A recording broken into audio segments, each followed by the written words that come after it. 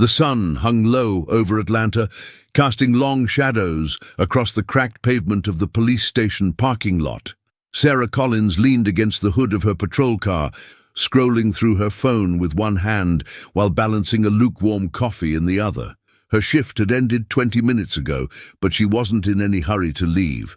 Home was quiet, too quiet sometimes, and the station had become a second skin she wore more comfortably than her civilian clothes. Her phone buzzed. A notification from a local classifieds app. She'd been searching for weeks now, something reliable but cheap. Her old sedan had finally given up the ghost last Tuesday, leaving her dependent on rides from fellow officers and the occasional Uber that ate into her already tight budget. 1995 Ford F-150, runs good, $500, cash only. Sarah's eyebrows lifted. $500 for a truck? In this market? She tapped the listing, half expecting to find a rusted-out frame or an engine held together with duct tape and prayer. But the photos showed a faded blue pickup that looked surprisingly intact. A few dents, sure, some paint peeling near the wheel wells, but the tires had tread, and the interior, while worn, seemed functional. She checked the seller's profile. No name, no reviews, just a generic avatar and a phone number. Something about it felt off, but desperation had a way of quieting suspicion. She fired off a quick message. Still available? Can meet today. The reply came within seconds. Yes, 4 p.m., 1247 Oak Ridge Lane. Sarah glanced at her watch. 2 hours. Enough time to grab a shower and pull together $500 in cash from her savings account, the one she'd been building for emergencies. This qualified, she supposed. Oak Ridge Lane sat on the outskirts of the city, where the urban sprawl gave way to modest suburban homes with chain-link fences and overgrown lawns. Sarah pulled up in her borrowed patrol car, off-duty but still in uniform, and parked across the street from 1247. The house was small, single-story, with white siding that had yellowed with age. The truck sat in the driveway, looking exactly like the photos. She stepped out, adjusting her duty belt out of habit, and approached cautiously. The front door opened before she could knock. A man in his late 60s stood in the doorway. He was tall, broad-shouldered despite his age, with silver hair cropped military short and a face that had seen its share of hard years. He wore jeans and a faded polo shirt, but there was something in his posture, the way he held himself, that screamed authority. "Officer Collins," he said, his voice deep and steady. Sarah froze. "Do I know you?" The man stepped onto the porch, closing the door behind him. "Not personally, but I know you." Her hand instinctively moved toward her sidearm. "Should I be concerned?" He raised both hands in a placating gesture, a slight smile tugging at the corner of his mouth. "Relax, officer, I'm on your side. Name's Thomas Brennan. I'm Chief Brennan." Sarah's eyes widened. She'd seen his face in departmental emails and the occasional press conference, but she'd never worked directly under him. He was a legend in Atlanta PD, 30 years on the force, the last 10 as chief. "Sir, I didn't realize that you were buying my truck," he chuckled, stepping down from the porch. "That was intentional. Come on, let's talk." Sarah followed him to the driveway, her mind racing. Why would the chief of police be selling a truck through a classifieds app? And why to her? Brennan patted the hood of the Ford affectionately. "She's been good to me. Bought her new in '95.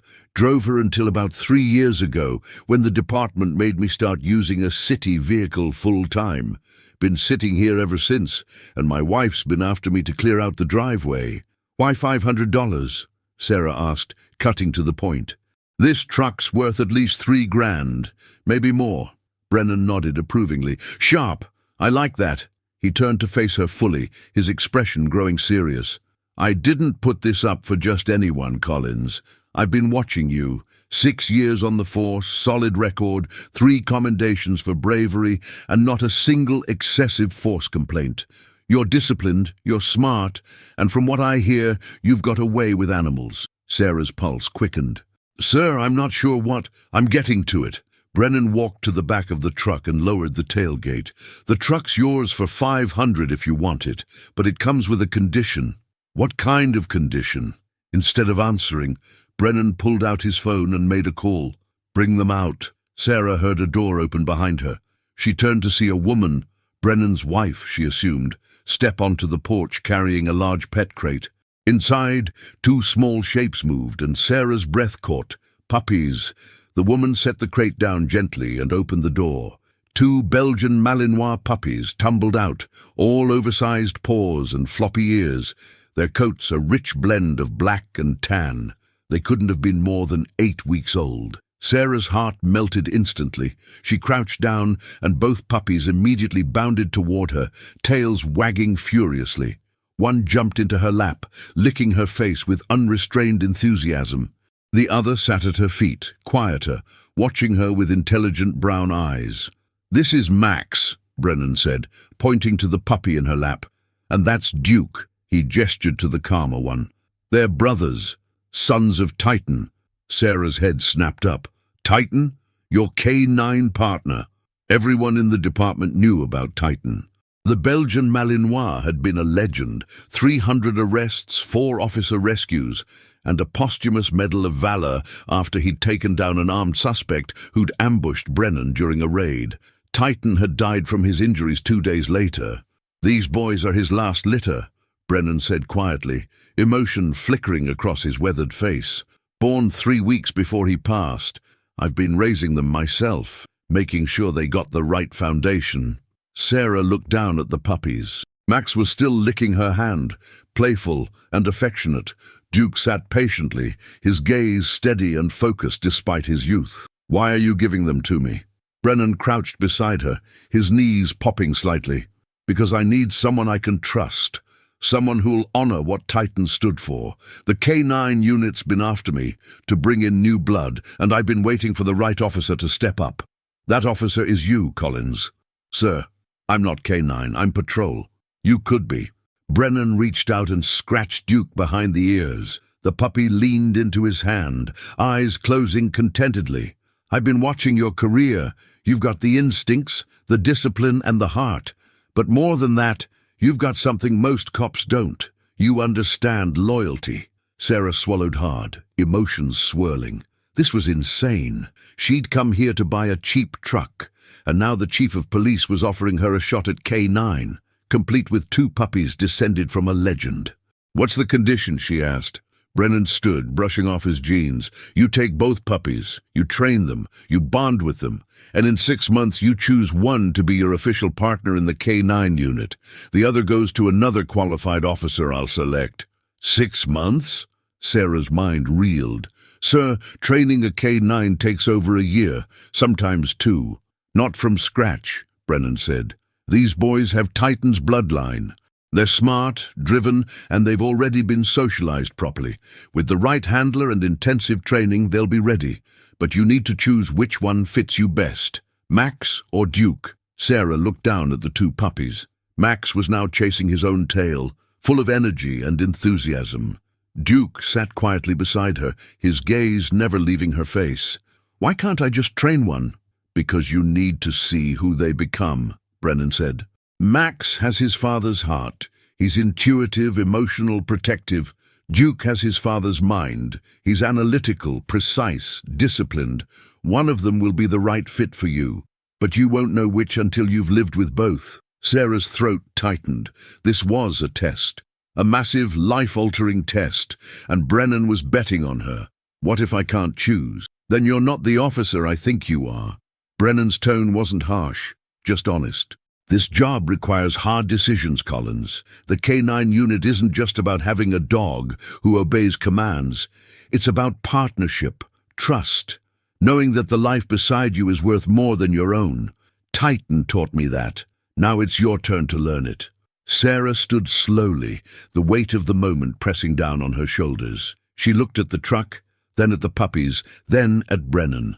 $500 for the truck and 2 puppies descended from a legend, she said. "And 6 months to make the hardest choice of my career." Brennan extended his hand. "Do we have a deal?" Sarah stared at his hand for a long moment. Every instinct told her this was crazy. She had no experience with K9. She'd never trained a dog beyond basic obedience. And the idea of choosing between two animals she'd inevitably grow to love felt impossible. But something else stirred in her chest. Something deeper. This was an opportunity. A chance to prove herself, to honor a legacy, to become something more than just another patrol officer grinding through shifts. She took his hand and shook it firmly. Deal. An hour later, Sarah sat in the driver's seat of her new truck, the engine rumbling beneath her. Max and Duke were in the back seat, secured in the crate Brennan had given her along with food, bowls, toys, and a thick binder labeled Titan's Training Protocol. She glanced in the rearview mirror. Max was pawing at the crate door, whining softly. Duke lay quietly, watching the world pass by through the window.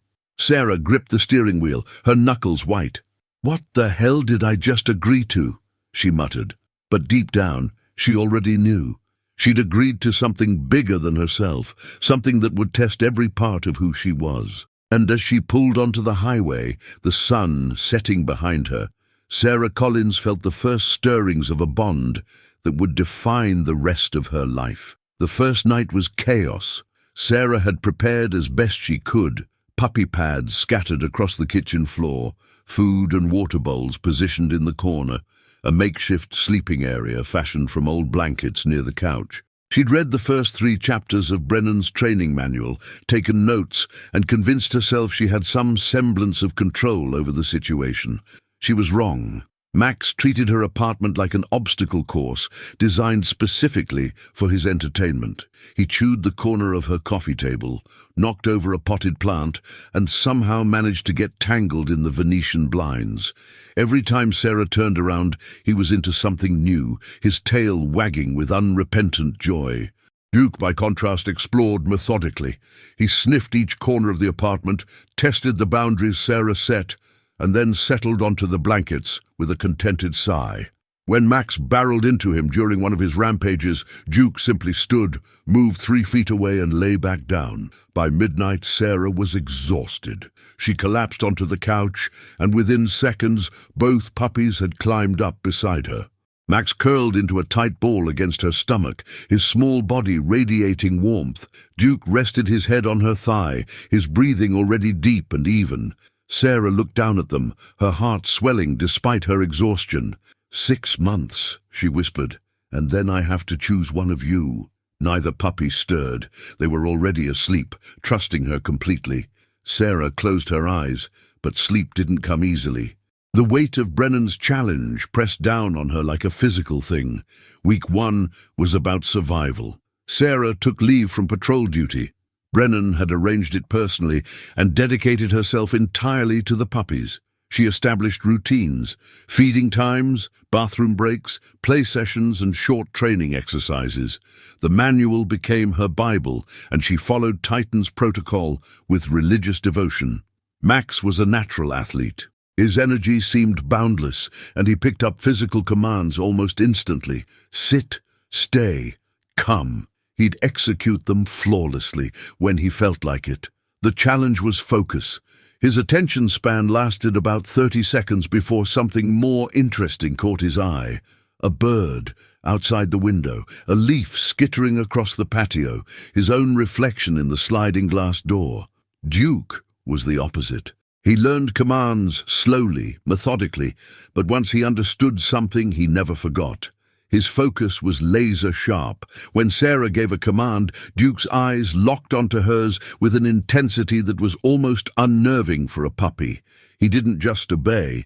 He studied, analyzed, internalized. By the end of the first week, Sarah could already see their father's legacy splitting between them. Max had Titan's courage and heart. Duke had Titan's discipline and intellect. The question was, which did she need more? Week 3 brought the first real test. Sarah had taken the puppies to Piedmont Park for socialization training. The manual emphasized exposure to crowds, noises, and unpredictable environments. She kept them on dual leashes, navigating through joggers, families, and other dogs with varying degrees of success. Max loved it. He strained at the leash, tail wagging furiously, trying to greet every person and dog within a 10-foot radius. His enthusiasm was infectious, and more than one passerby stopped to pet him, charmed by his exuberance. Duke was cautious. He stayed close to Sarah's leg, observing everything with those intelligent brown eyes. When a large German shepherd approached, friendly but imposing, Max bounded forward without hesitation. Duke held his ground, waiting, assessing. The German shepherd's owner, an older man in running gear, chuckled. "Your boys are quite the pair." "They're brothers," Sarah explained, managing Max's leash as he tried to initiate play, "but you'd never know it." "Different doesn't mean wrong," the man said, kneeling to let Duke sniff his hand. Duke approached slowly, tail wagging cautiously. "This one's a thinker, the other one's a feeler. Both valuable traits." Sarah nodded, filing that observation away. She was starting to compile a mental database of their differences, trying to predict which would serve her better in the field. They were heading back to the truck when it happened. A woman's scream cut through the park's ambient noise. Sarah's training kicked in instantly. She scanned the area, locating the source, near the playground, about 50 yards away. A man was running, a purse clutched in his hand, the woman chasing after him, shouting for help. Sarah's mind raced. She was off-duty, unarmed except for the small backup pistol she kept in an ankle holster. The puppies complicated everything. But she was still a cop, and someone needed help. "Max, Duke, heel," she commanded, and to her surprise, both puppies immediately fell into step beside her. She took off at a run, closing the distance between her and the thief. The man glanced back, saw her uniform. She'd worn her tactical pants and a department polo, and cursed. He veered left, heading toward the tree line. Sarah pushed harder, the puppies keeping pace. Max's tail was up, his body language excited. Duke ran with purpose, his gait efficient and controlled. They were 10 yards away when the man stumbled over a root and went down hard. Sarah was on him in seconds, using her body weight to pin him while she grabbed his wrist. "Atlanta PD, don't move!" The man struggled, trying to throw her off. Sarah's grip tightened, her knee pressing into his back, and then she felt something, a tug on her pant leg. Max had grabbed the fabric in his teeth and was pulling, not aggressively but firmly. His growl was high-pitched, more puppy than threat, but the intent was clear. The man froze. "Call him off," he gasped. Sarah almost laughed. Max weighed maybe 15 pounds and couldn't hurt a paper bag. But the man didn't know that. "Max, release!" she said firmly. The puppy obeyed immediately, sitting back on his haunches, tail still wagging. Duke hadn't moved. He sat 3 feet away, watching silently, his eyes tracking every movement the man made. 2 park security officers arrived moments later, out of breath. Sarah handed the suspect over, retrieved the stolen purse, and collected her puppies. Her hands were shaking. That night, Sarah sat on her apartment floor, both puppies sprawled beside her. She replayed the incident in her mind, analyzing every detail. Max had acted on instinct and emotion. The moment he sensed Sarah needed help, he jumped in without hesitation. It was raw, unrefined, but undeniably brave. Duke had held back, observing. He hadn't interfered, hadn't added to the chaos. Instead, he'd positioned himself strategically, ready to act if needed, but trusting Sarah to handle it. She opened Brennan's manual to a section titled, "Understanding Your Partner's Nature." A canine is not a tool. It is a living, thinking being with instincts and personality. The most successful partnerships occur when the handler recognizes their dog's natural strengths and builds strategy around them. Some dogs are protectors. They act first, guided by loyalty and courage. Some are tacticians. They observe, calculate, and strike with precision. Neither is superior. The question is, which complements you? Sarah closed the manual and looked at the puppies. "Which one of you compliments me?" she whispered. Max yawned and rolled onto his back, exposing his belly. Duke shifted closer, resting his head on her knee. Week 8 marked the beginning of formal training. Brennan had connected Sarah with Marcus Webb, a retired K-9 handler who'd worked with Titan during his early years. Marcus ran a private training facility on the outskirts of the city, and he'd agreed to take Sarah and the puppies on as special clients. The facility was impressive, acres of land with obstacle courses, scent detection areas, and controlled environment simulations. Marcus was in his 50s, lean and weathered, with hands that had clearly spent decades working with dogs. "Brennan told me about the arrangement," Marcus said, as he watched the puppies explore the training yard. 2 dogs, 6 months, 1 choice. That's a hell of a thing to put on someone. "Tell me about it," Sarah muttered.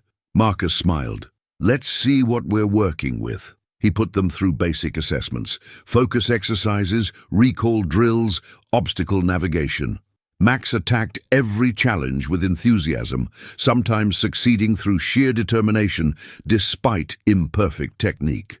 Duke approached methodically, rarely making mistakes but taking longer to complete tasks. After 2 hours, Marcus called for a break. They sat on a bench overlooking the training yard, watching the puppies play. "They're good," Marcus said. "Really good. Titan's bloodline is strong in both of them." "But different," Sarah added. "Very different." Marcus pulled out a water bottle and took a long drink. "Max is what we call a heart dog. He's driven by emotion and connection. He'll run through fire for you because he loves you. That kind of loyalty is rare and powerful, but it can also be a liability. Heart dogs sometimes act impulsively, putting themselves and their handlers at risk." Sarah nodded slowly. She'd already seen glimpses of that in Max. "Duke's a mind dog," Marcus continued. "He's analytical. He'll assess a situation before acting, which makes him incredibly reliable. But mind dogs can hesitate in critical moments, overthinking when split-second decisions are needed. So one's too reckless and one's too cautious?" "Not reckless, not cautious. They're balanced differently." Marcus turned to face her. "The question isn't which dog is better. The question is, what kind of handler are you? Are you someone who acts on instinct and needs a partner who thinks things through? Or are you someone who overthinks and needs a partner who pushes you to trust your gut?"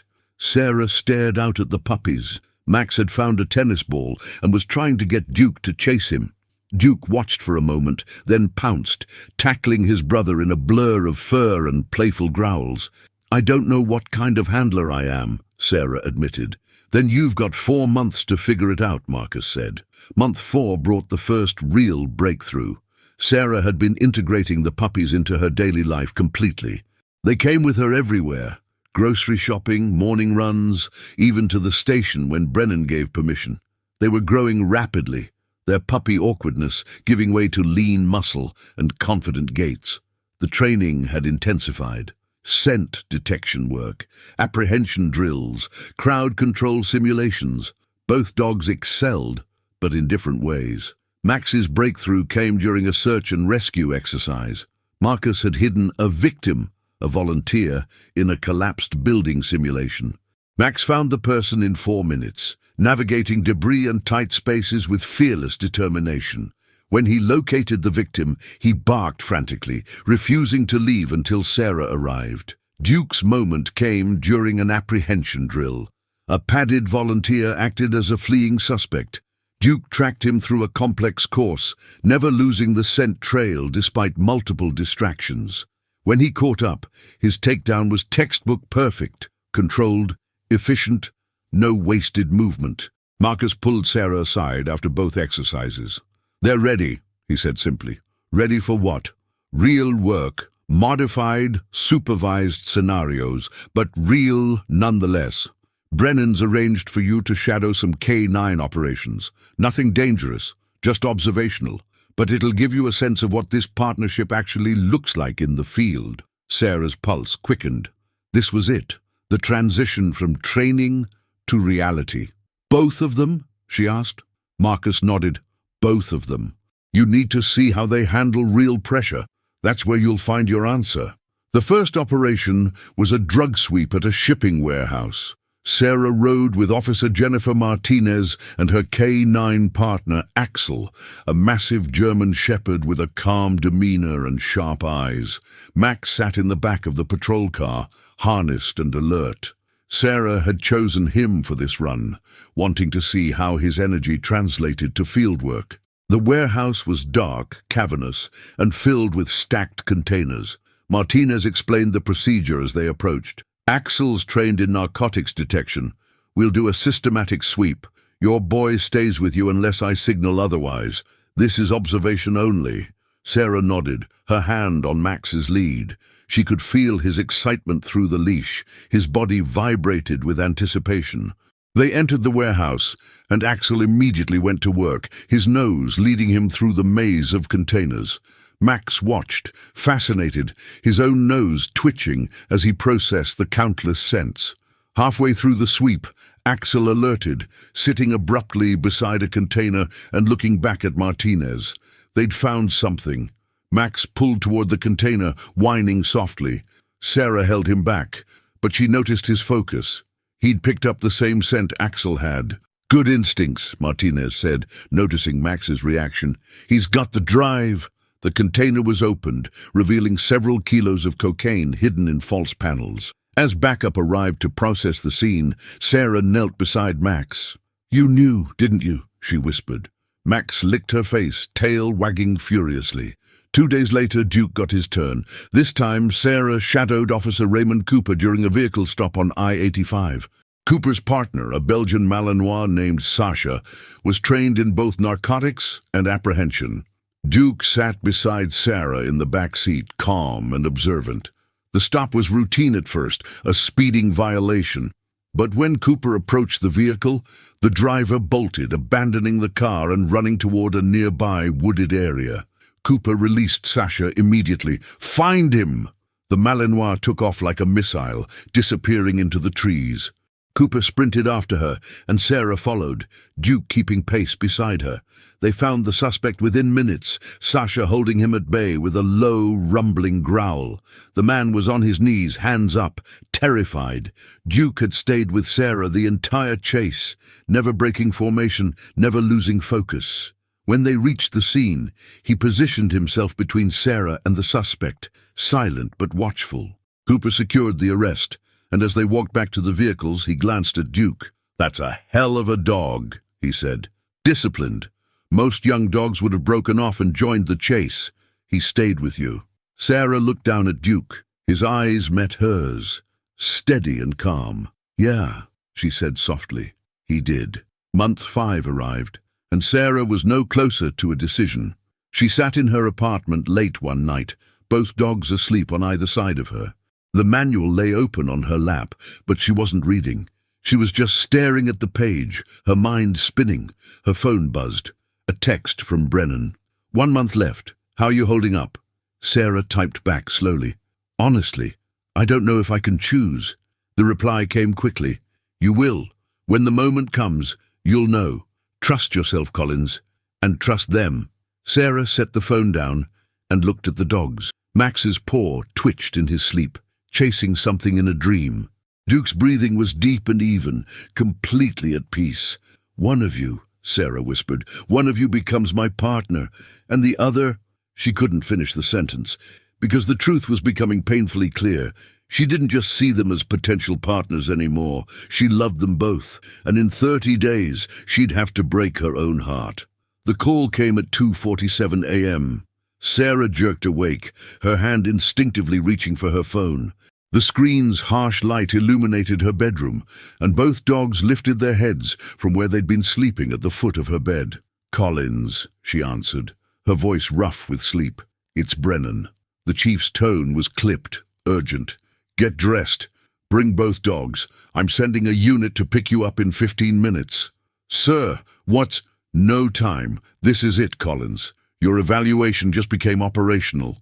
The line went dead. Sarah was already moving, adrenaline flooding her system. She threw on her uniform, double-checked her duty belt, and grabbed the tactical harnesses for Max and Duke.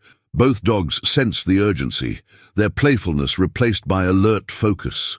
13 minutes later, a patrol car pulled up outside her apartment. Officer Martinez was behind the wheel, her expression grim. "Get in, I'll brief you on the way." Sarah loaded the dogs into the back and climbed into the passenger seat. The car peeled away from the curb, lights flashing but siren silent. "What's happening?" Sarah demanded. Martinez's jaw tightened. "Human trafficking ring. We've been tracking them for 8 months. Tonight we got a break. A tip from a dock worker who saw something he shouldn't have. Shipping containers at the port of Savannah being loaded at odd hours, security being paid to look the other way, and sounds coming from inside sealed containers." Sarah's stomach turned. "People inside the containers? We think so. Maybe a dozen, maybe more, being transported to secondary locations for distribution." Martinez's knuckles were white on the steering wheel. "Brennan's mobilizing every available unit, K9 included. This is a joint operation with FBI and Homeland Security." "Why am I here? I'm not certified K9 yet." "Brennan wants you on site. Says it's time to see what you and your dogs can really do." Martinez glanced at her. "This is your final test, Collins. Choose your partner, bring them in. The other one stays in the vehicle with a handler." Sarah's breath caught. "Now? I have to choose now? The chief said you'd know when the moment came." Martinez's voice softened slightly. "Looks like the moment's here." The port of Savannah was a sprawling maze of shipping containers, cranes, and warehouses. Police vehicles had converged on the south terminal, their lights painting the industrial landscape in strobing red and blue. Sarah counted at least 20 units, plus unmarked federal vehicles and SWAT vans. Brennan stood at a mobile command post, surrounded by officers and federal agents. He looked up as Sarah approached, his eyes moving from her face to the 2 dogs at her side. "Collins, good. We don't have much time." He gestured to a map spread across a tactical table. 3 containers flagged as suspicious. They're scheduled for transport in 40 minutes. We move now, we catch them in the act. We wait, and they disappear into the network. Sarah studied the map. The containers were spread across the terminal. 2 near Warehouse 7, 1 at the eastern loading dock. "What do you need from me?" she asked. "I need a K9 team to sweep the containers before we breach. Standard protocol, confirm human presence, check for weapons or explosives, give us tactical intelligence." Brennan's gaze was steady. "You bring 1 dog. You choose which one. Right now." Sarah's heart hammered against her ribs. She looked down at Max and Duke. Both dogs sat at attention, their eyes locked on her, waiting for direction. Max's tail twitched slightly, his body coiled with energy. Duke was absolutely still, his breathing controlled and even. The moment stretched. Everything, 6 months of training, countless hours of observation, all the love and connection she'd built with both animals came crashing down to this single decision. She thought about the park incident, Max grabbing her pant leg, acting on pure instinct and loyalty. She thought about the vehicle pursuit, Duke staying with her, disciplined and focused, trusting her to lead. Heart versus mind, emotion versus logic, courage versus precision. Which did she need tonight? Sarah closed her eyes, took a breath and made her choice. Max. Her voice was steady, despite the storm inside her. "Max is my partner." She heard Brennan's quiet exhale, approval or relief, she couldn't tell. When she opened her eyes, he was nodding. "Officer Martinez will stay with Duke in the command vehicle. Max is yours. Gear him up and report to Sergeant Wallace at Warehouse 7. You've got 5 minutes." Sarah knelt beside Duke. The dog looked at her with those intelligent eyes, and for a moment she wondered if he understood what was happening. She ran her hand along his head, scratching behind his ears the way he liked. "I'm sorry," she whispered. "You're incredible, Duke. But Max and we need each other tonight." Duke leaned into her touch, then stood and walked calmly to Martinez without being told. He didn't resist, didn't whine. He simply accepted. Sarah felt something crack inside her chest, but there was no time to process it.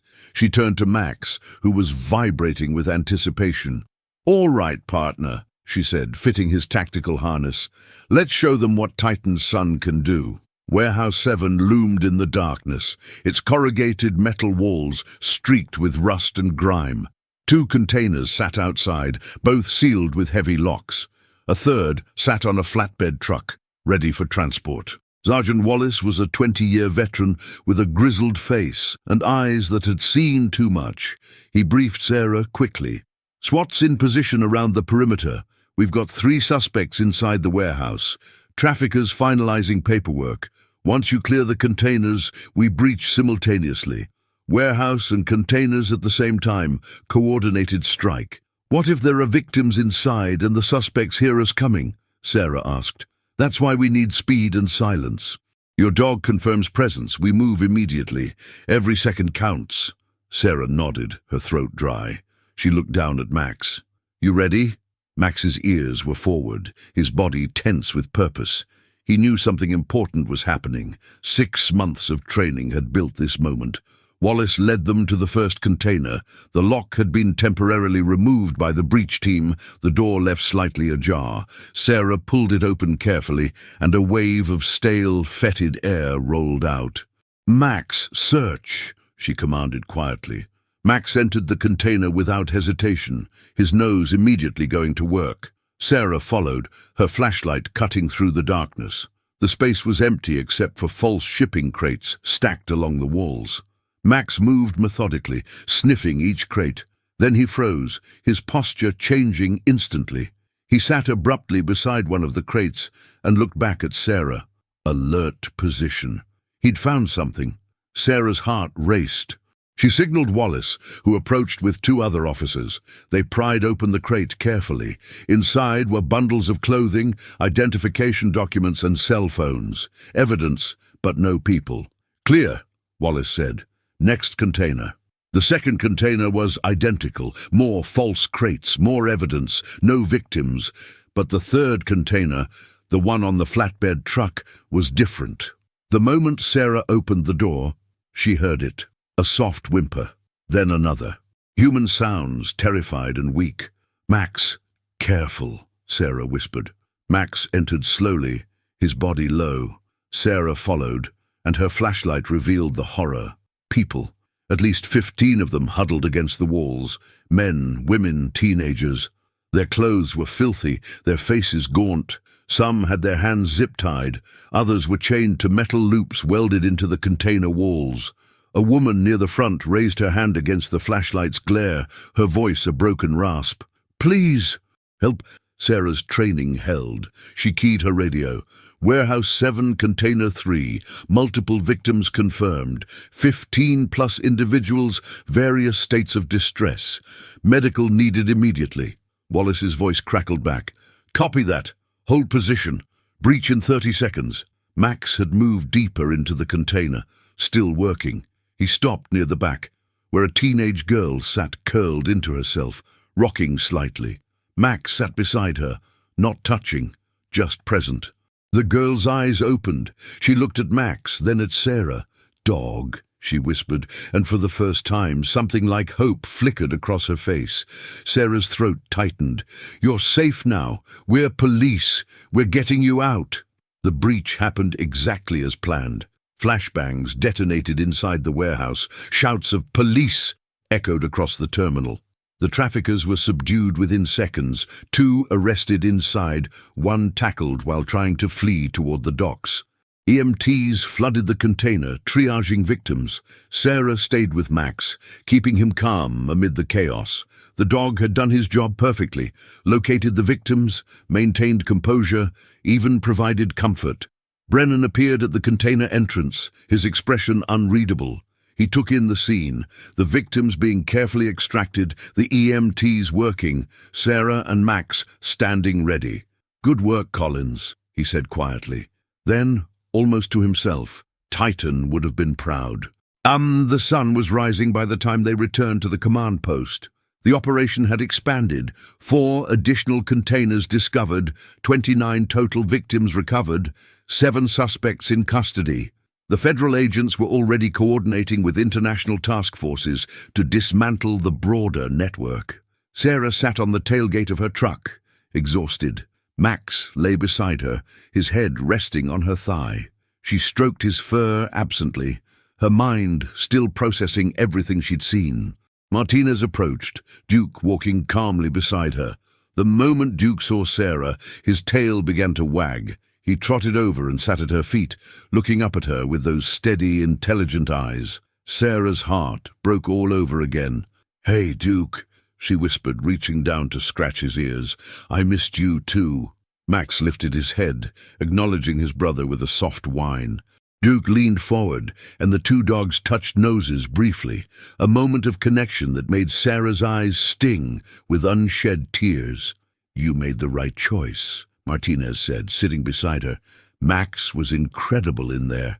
"Duke would have been too," Sarah said, "in a different way, but just as incredible." "Maybe, but you and Max have something, a connection.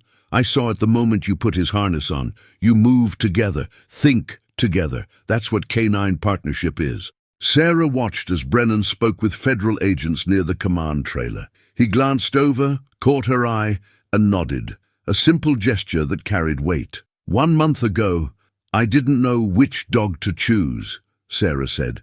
"An hour ago, I was still uncertain. But when it mattered, when lives were on the line, I knew." "Knew what?" "That Max and I protect with our hearts. We feel first, think second. And in that container with those people looking at us for hope, that's exactly what was needed." She looked down at Duke. "Duke's brilliant. He'll make an exceptional K9 for someone who works the way he does. Calculated, precise, strategic. But that's not me." Martinez smiled. "Brennan was right about you." "What did he say?" "That you'd figure out who you are by figuring out which dog you needed. Turns out they're the same thing." 3 days later, Sarah stood in Brennan's office. Duke sat beside her, calm and dignified, in a new harness bearing a different officer's name. Officer Raymond Cooper, the handler she'd shadowed during Duke's evaluation, stood across from them, his expression serious but kind. "Duke's going to Cooper," Brennan explained. "Raymond's one of our best. He works tactical operations, high-risk warrants, and organized crime. He needs a dog who thinks 3 steps ahead, who can assess and adapt in complex situations." Cooper knelt beside Duke, who regarded him with quiet interest. "I've read his evaluations, watched the training footage. He's exactly what I need for the work I do." He looked up at Sarah. "I'll take good care of him." Sarah nodded, not trusting her voice. Brennan continued, "Max is officially certified as your K9 partner, effective immediately. You're being transferred to the Special Crimes Unit. You and Max will work cases involving human trafficking, organized crime, and high-stakes investigations. Your first assignment starts Monday." Sarah's hand moved to Max's head, finding comfort in his presence. "Thank you, sir. Don't thank me. You earned this." Brennan stood, moving around his desk. "Both dogs are exceptional. Both will do great things. But Max and you're a team in the truest sense.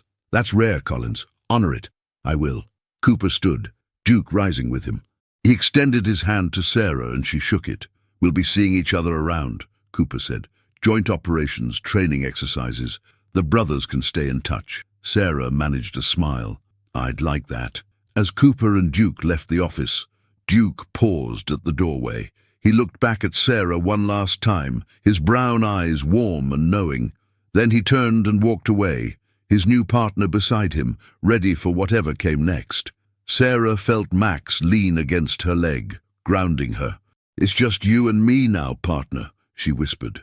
Max's tail wagged, and in that simple gesture, Sarah felt the weight of her choice settle into certainty. She'd made the right decision. Not because Max was better than Duke, but because Max was hers, and she was his.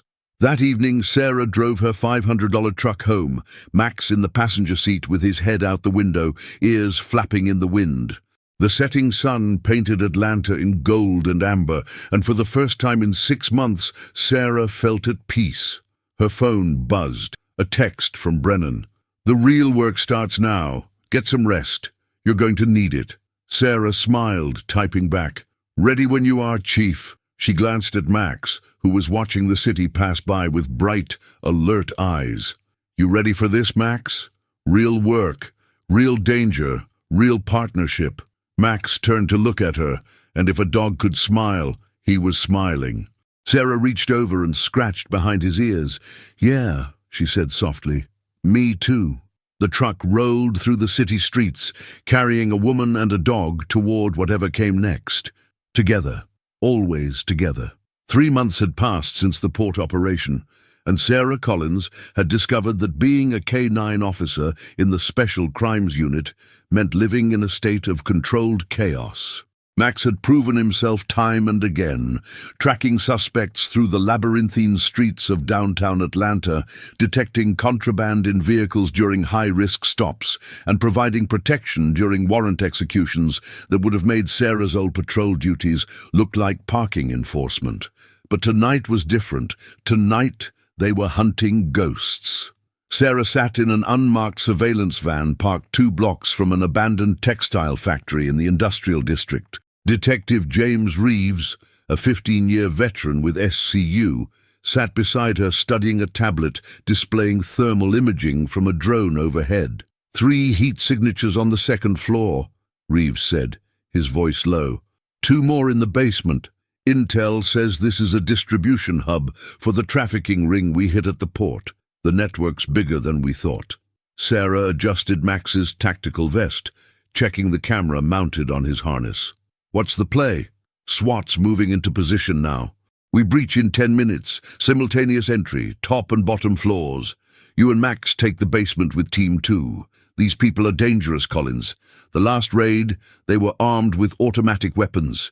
Sarah's hand found Max's head, drawing strength from his calm presence. The dog was alert but relaxed, trusting her completely. Her radio crackled. "All units, this is command. Breach is a go in 5 minutes. Confirm positions." The confirmations came in rapid succession. Sarah keyed her mic. K9 unit 6 months after the textile factory raid. Sarah Collins stood in the parking lot of Atlanta PD headquarters, watching the morning shift change. Officers filed in and out, their routines as familiar as breathing. But Sarah wasn't just another officer anymore. The badge on her uniform now carried an additional designation: K9 Handler, Special Crimes Unit.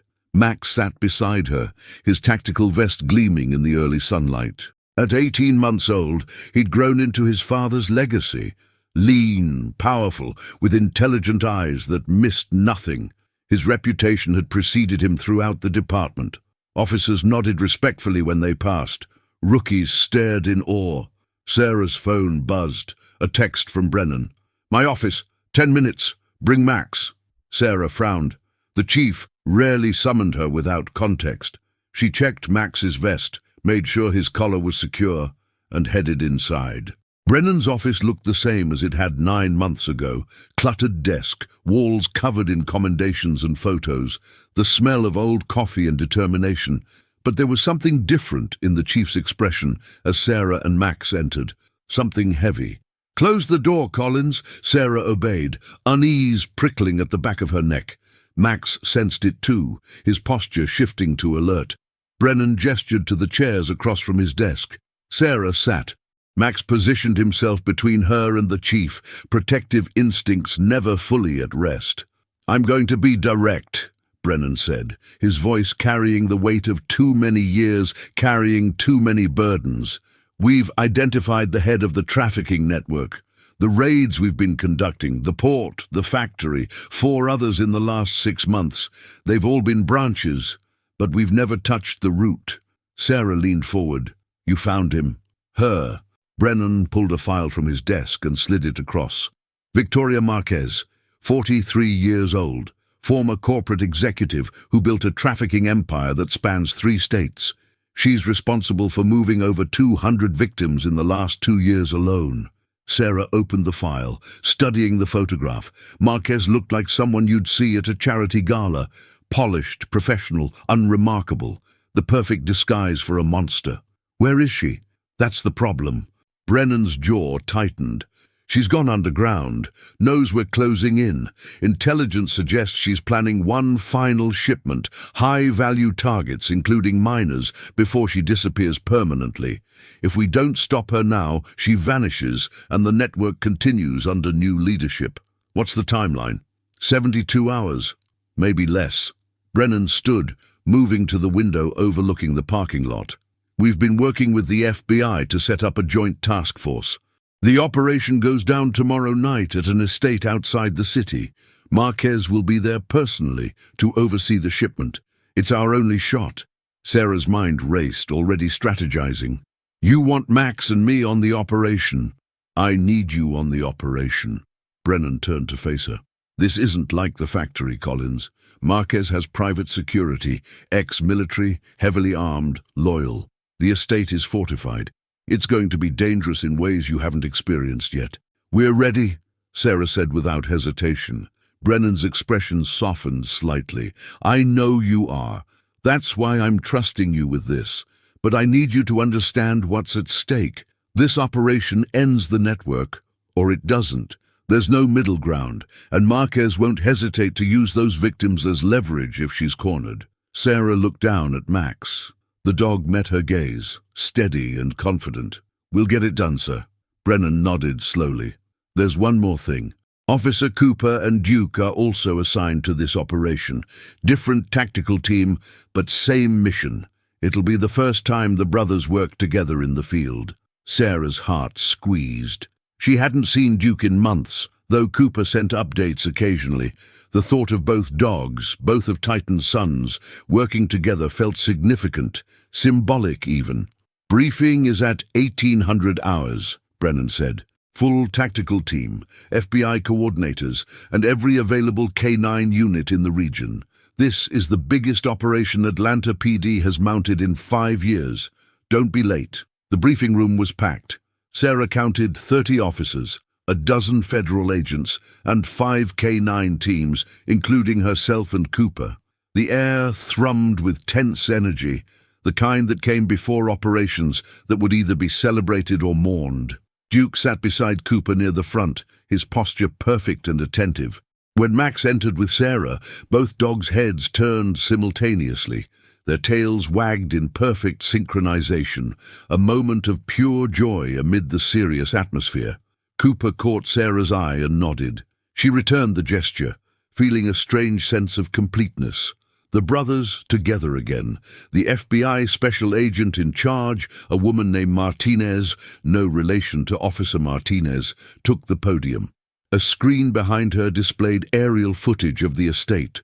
Marquez's property is 12 acres, heavily wooded, with a main house and 3 outbuildings. Intelligence suggests the victims are being held in the east outbuilding, what used to be a barn. Security patrols the perimeter on rotating schedules. We've identified 8 guards, all armed with automatic weapons. The screen shifted to a tactical map with entry points marked in red. We hit at 0200. 4 teams, simultaneous breach.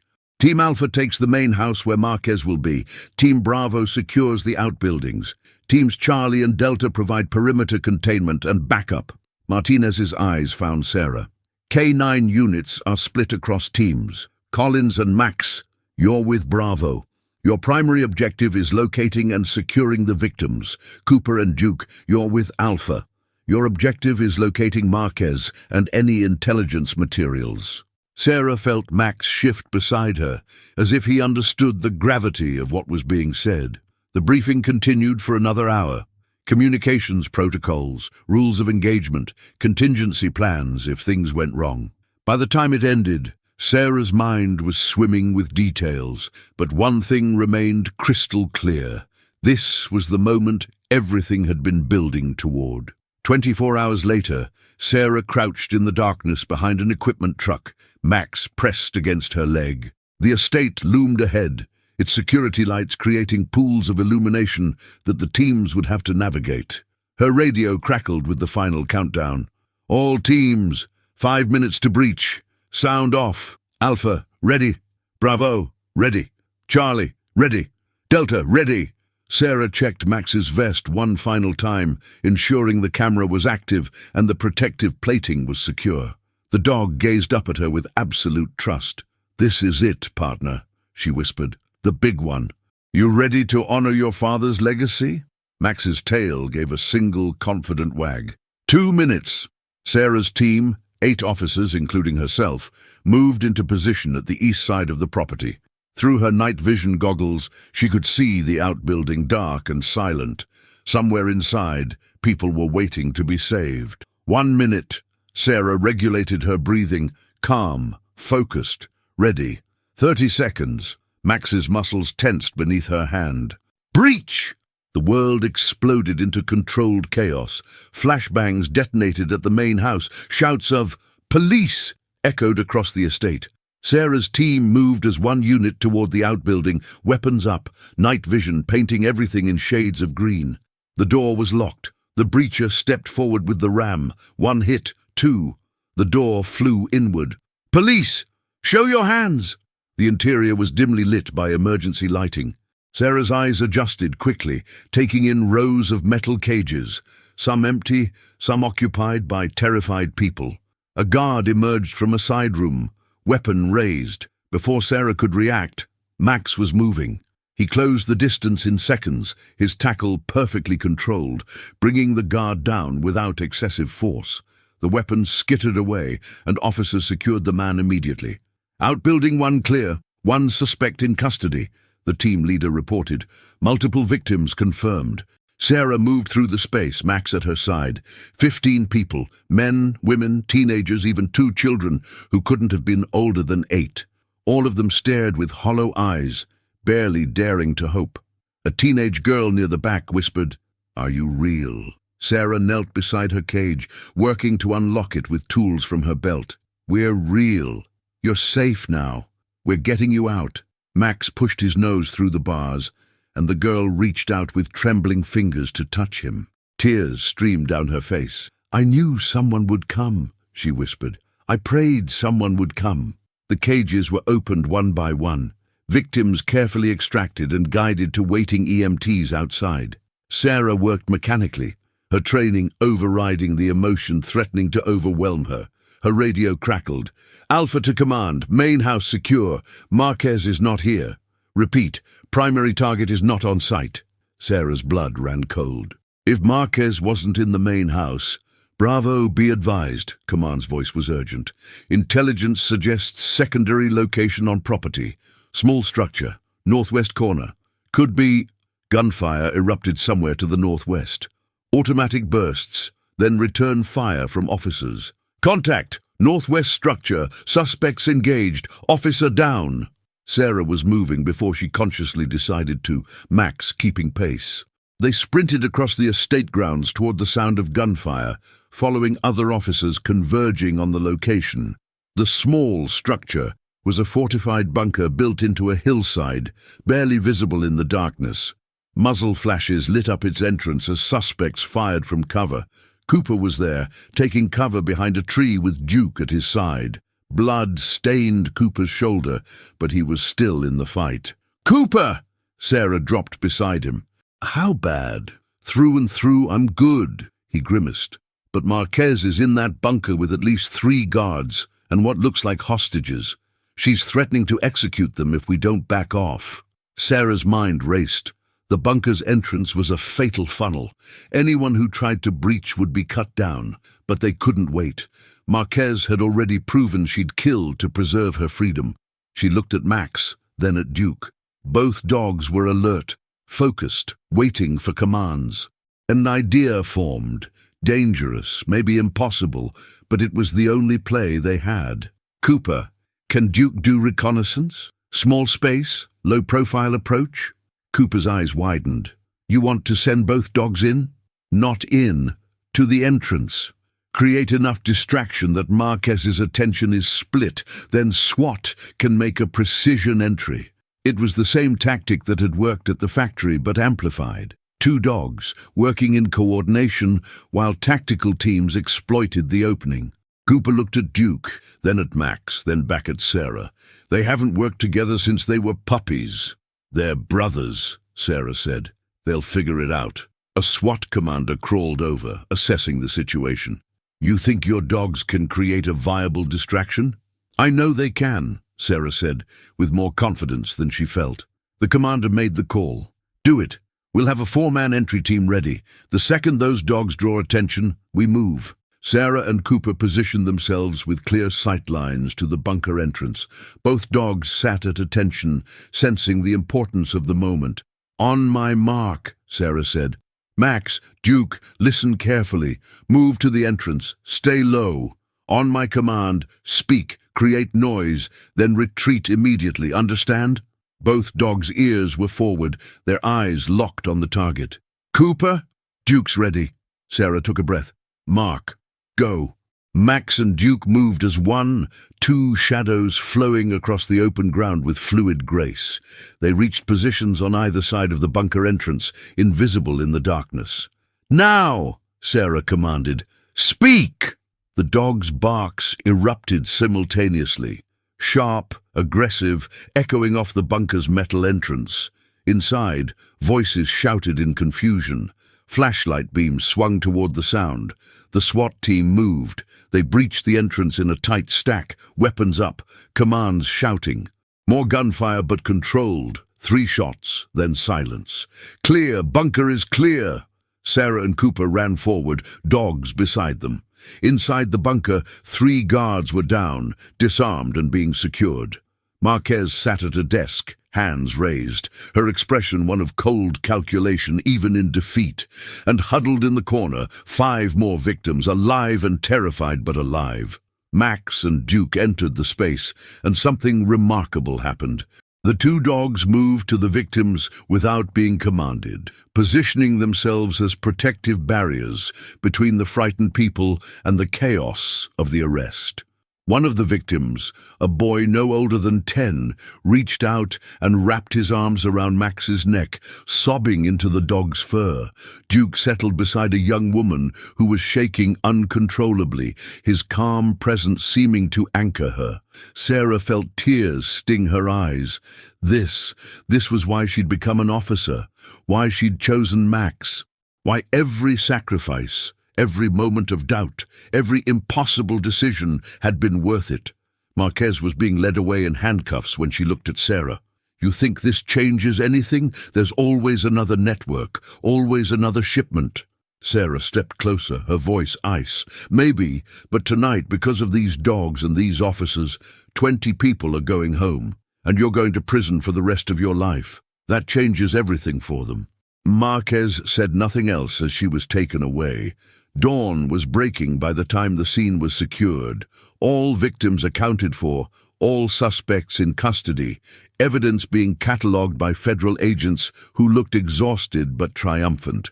Sarah sat on the tailgate of an ambulance, Cooper beside her, both their shoulders being treated by paramedics. Max and Duke lay at their feet, so close they were touching, both dogs utterly exhausted.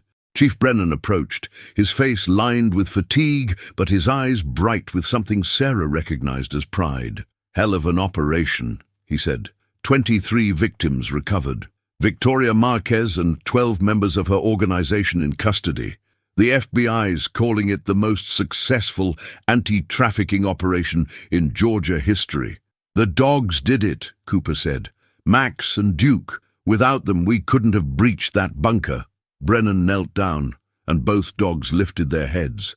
He scratched behind their ears with the kind of affection that came from a man who understood the bond between handler and K9. "Titan would have been proud," he said quietly.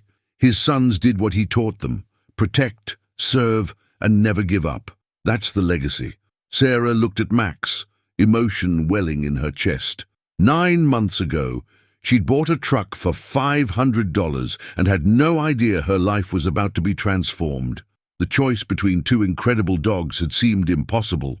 But now, watching Max and Duke lying side by side, both heroes in their own right, both living up to their father's legend, she understood something profound. It had never been about choosing which dog was better. It was about understanding which dog she needed to become the person she was meant to be. Max had chosen her as much as she'd chosen him, and Duke had found his perfect partner in Cooper. Both dogs honored Titan's legacy, just in different ways. Brennan stood, wincing slightly from old injuries that never quite healed. "You know what the best part of this job is, Collins?" "What, sir?" "Watching officers like you grow into something extraordinary. 9 months ago, you were a patrol officer with potential. Today, you're a canine handler who just helped dismantle one of the largest criminal operations in the state. That transformation, that's what I look for. That's what makes this job worth the weight it carries. Sarah swallowed hard. Thank you, sir, for the opportunity, for believing in me, for the truck and the dogs, and for $500 and a leap of faith. Brennan smiled. You earned everything that followed, Collins. Never forget that. He walked away, back toward the command vehicles where more work waited. Cooper nudged Sarah's shoulder. He's right, you know. You've become something special. Max, too. Sarah looked at her partner, this dog who'd saved her life as often as she'd saved his, who trusted her completely and pushed her to be braver than she thought possible. We all did, she said. You, me, Max, Duke. We all became what we needed to be. 3 days later, Sarah stood in front of Atlanta PD headquarters during a ceremony she'd tried to avoid, but Brennan had insisted on. The parking lot was filled with officers, press, and citizens who'd come to witness the commendations. Max sat beside her in his dress uniform, a formal canine vest reserved for special occasions. Duke sat beside Cooper on the other side of the stage. Both dogs looked impossibly noble, their resemblance to their legendary father unmistakable. Brennan stood at the podium, his voice carrying across the crowd. Today we recognize not just the success of an operation, but the embodiment of what this department stands for: courage, dedication, and the unbreakable bonds between officers and their partners. Officer Sarah Collins and K9 Max, along with Officer Raymond Cooper and K9 Duke, demonstrated extraordinary bravery and skill during the operation that dismantled the Marquez trafficking network. The crowd applauded. Sarah felt heat rise in her cheeks, uncomfortable with the attention. Brennan continued, These 2 dogs are the sons of Titan, a canine whose legacy of service and sacrifice set the standard for every handler who followed. Tonight, we honor that legacy by recognizing that it lives on, not just in these 2 remarkable animals, but in the officers who've dedicated themselves to this partnership. He called Sarah and Cooper forward. They approached the podium, dogs at their sides. Brennan presented them with medals of valor for the officers, and custom-designed collars for Max and Duke, each engraved with their names and Son of Titan. As Sarah fitted the collar around Max's neck, the dog looked up at her with those intelligent brown eyes, and she swore she saw understanding there. Pride, love. You earned this, partner, she whispered.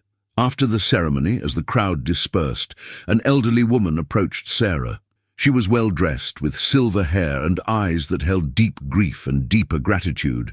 Officer Collins, the woman said, I'm Margaret Brennan, Thomas's wife. Sarah's eyes widened. Mrs. Brennan, it's an honor. I wanted to thank you. Margaret reached out and gently touched Max's head. The dog leaned into her hand, tail wagging slowly. Titan was more than a police dog to us. He was family. When he died, Thomas was devastated, raising his puppies, training them, finding the right handlers. It was his way of healing, of ensuring Titan's legacy continued. Sarah felt her throat tighten. Max is incredible. He's everything you and the chief hoped he would be. He's everything he's supposed to be because he found you. Margaret's eyes glistened. Thomas told me about the day he sold you that truck. How he'd been watching your career, waiting for the right moment. He saw in you what Titan had taught him to recognize, a heart that serves without expectation of recognition, a spirit that doesn't quit. That's why he trusted you with Max. Sarah didn't trust herself to speak. She simply nodded. Margaret smiled. Take care of each other. That's all Titan ever wanted, for his sons to find partners worthy of them. You are, Officer Collins. You truly are. As Margaret walked away, Sarah knelt beside Max, wrapping her arms around him. Did you hear that? She whispered. We're worthy. You and me. We made it.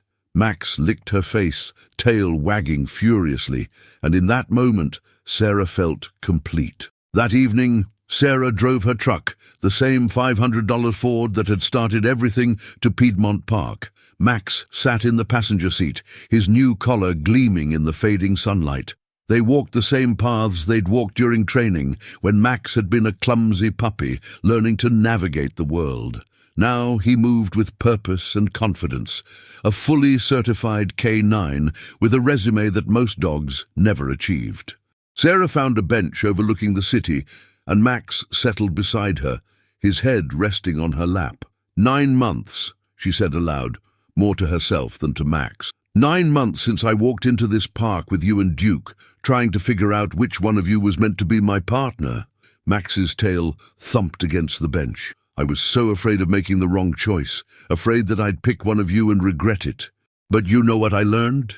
Max looked up at her, those brown eyes full of love. There was no wrong choice. Duke is exactly where he needs to be, doing exactly what he was meant to do. And you, her voice caught, you're my partner, my friend, my family.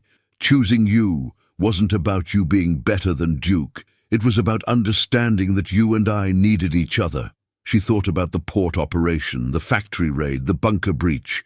Every dangerous moment, every impossible decision, every time she doubted herself, Max had been there, steady and brave and utterly trusting. Titan would be proud of you, she whispered. I hope he knows that his legacy isn't just about being a great K9, it's about showing us what loyalty looks like, what courage looks like, what love looks like. Max shifted, placing his paw on her leg, a gesture of comfort, of connection, of understanding that transcended words. Sarah pulled out her phone and took a photo of them together, her and Max, the Atlanta skyline behind them, both of them exactly where they were meant to be. She sent the photo to Brennan with a simple message, "Thank you for the $500 truck. Best investment I ever made." His reply came within minutes. "You paid $500 for a truck, Collins. But what you really bought was a future, a purpose, a partnership that will define the rest of your career, worth every penny." Sarah smiled, tucking her phone away. She sat with Max as the sun set over Atlanta, painting the sky in brilliant shades of orange and pink. The city hummed with life around them, a city they protected, a city they served, a city that was safer because of the bond between a woman and a dog. "You ready to go home, partner?" Sarah asked. Max stood, stretching, tail wagging. They walked back to the truck together, and as Sarah opened the door, she paused, looking at the vehicle that had started everything. Dented, worn, but still running strong after all these years. Like her, like Max, like the legacy they'd inherited and were now building upon. She climbed into the driver's seat. Max jumped in beside her, assuming his position in the passenger seat like he'd done it 1,000 times. Because he had, and he'd do it 1,000 more. Sarah started the engine, and the familiar rumble filled the cab. She glanced at Max one more time, and the dog looked back at her with absolute trust. "Let's go home," she said. And they did. Together. Always together. The end.